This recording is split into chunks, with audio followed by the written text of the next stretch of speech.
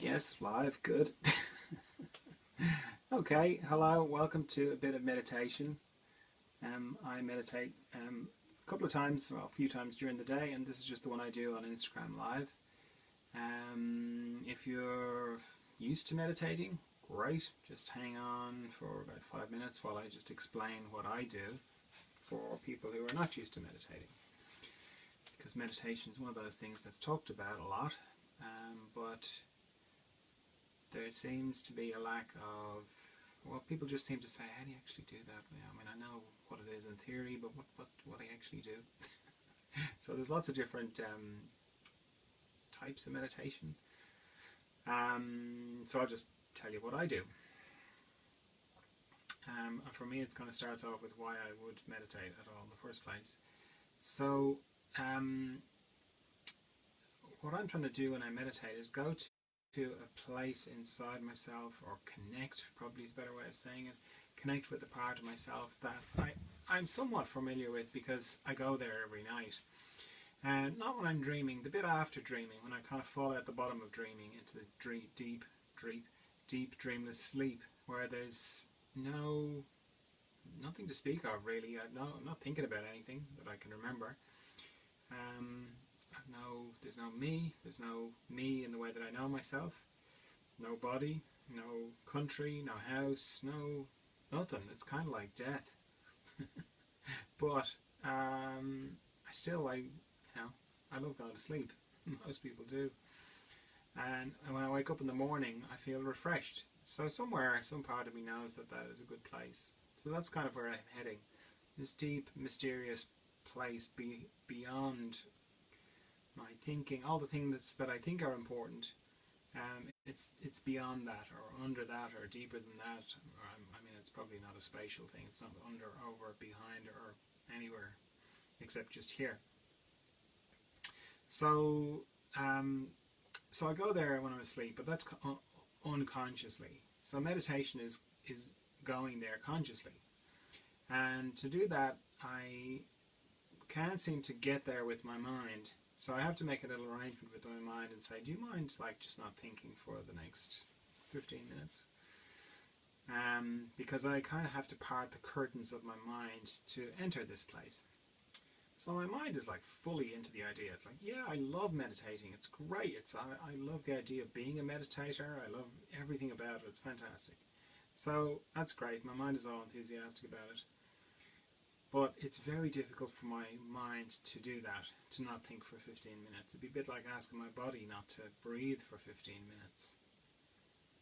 So, because not thinking is easy enough. I mean, thinking is pretty much made up of your pictures and sound. It's a bit like your TV.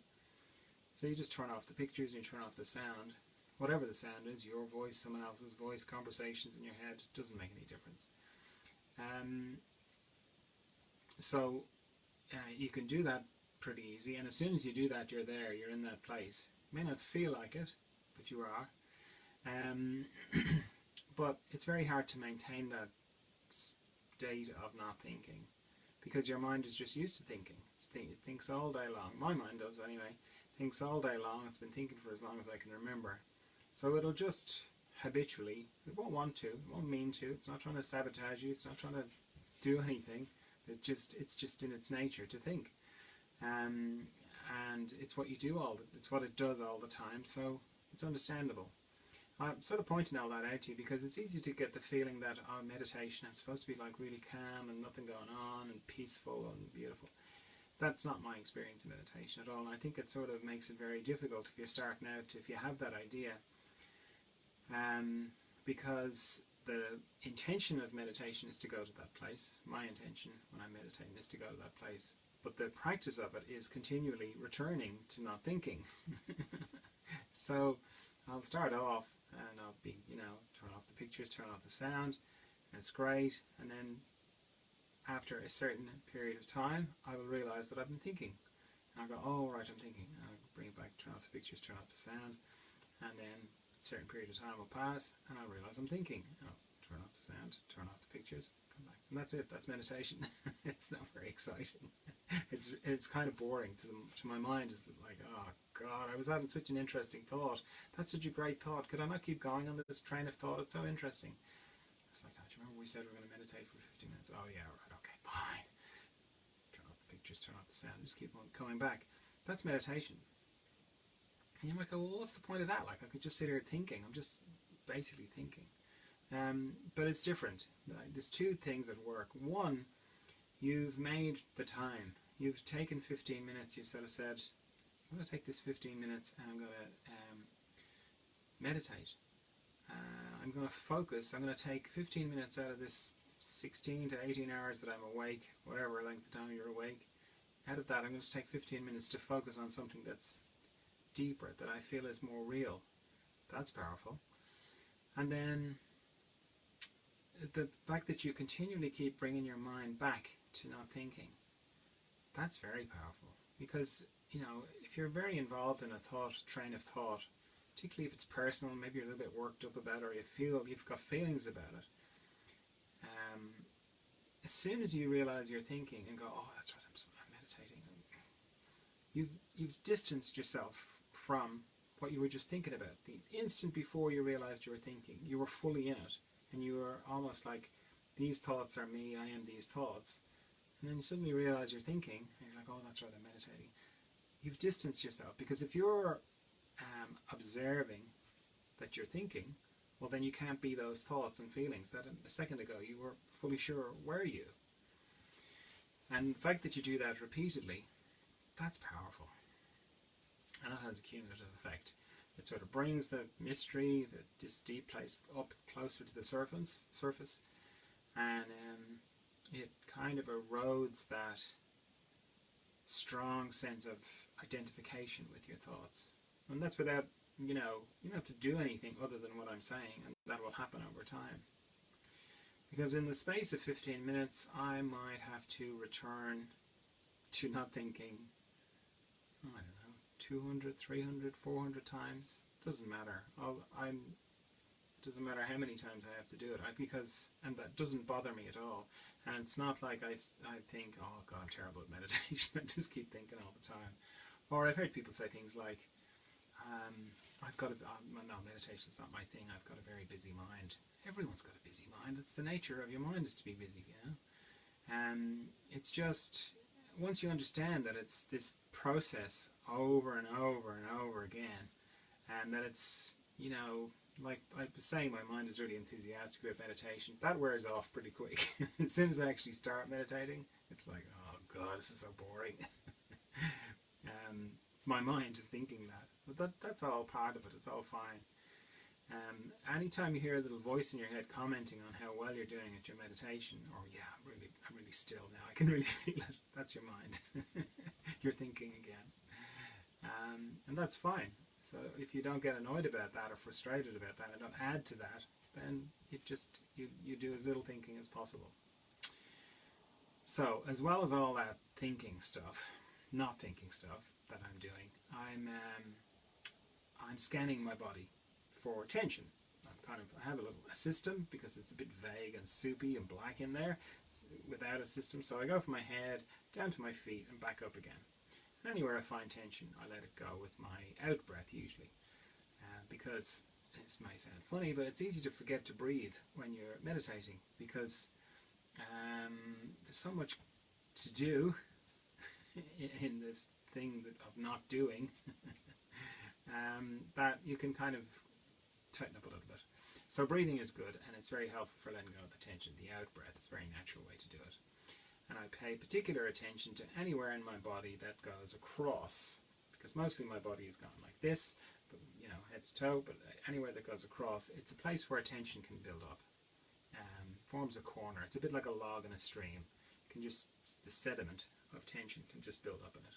So I pay particular attention to my eyes, my mouth, jaw, tongue, neck, shoulders, shoulder girdle, shoulder joints, elbow joints, they go across as well, wrists, fingers, my respiratory diaphragm, my intestines, they're gone all sorts of ways, my pelvic diaphragm, my hips, my knees, my ankles, and my feet.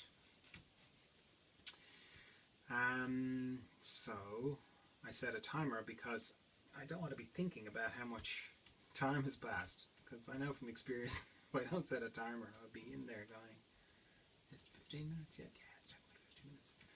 Maybe I should just check my watch and just see what time it is. So I don't be doing any of that. That's why I set a timer.